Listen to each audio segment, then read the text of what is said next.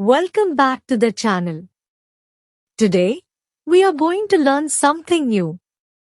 Do you know that everything demands input, and then you will get output?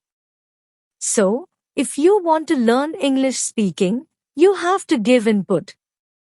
As you know, there are 4 skills in every language. First, reading. Second, listening. Third, writing. Fourth, speaking.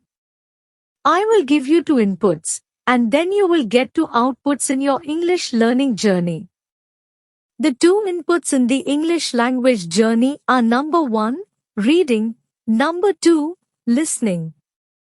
These 2 are inputs in the English learning journey. If you want to speak like a pro, if you want to write English like a pro, then you have to grip these 2 skills, reading and listening. Go back and use your childhood. When you were a child, you learned your native language.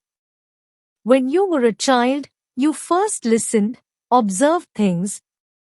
In childhood, you did not know what water was, what tea was.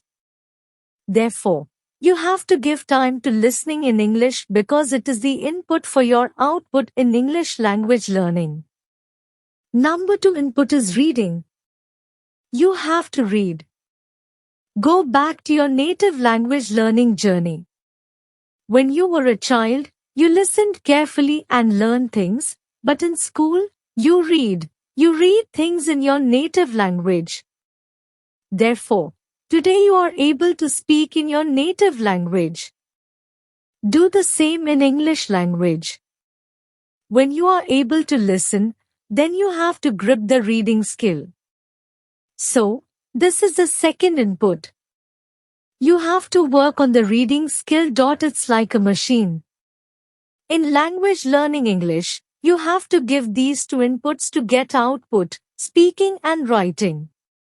When you are perfect in listening and perfect in reading, then you will automatically be able to speak and write in English because outputs come automatically. When you give input, you will get output automatically.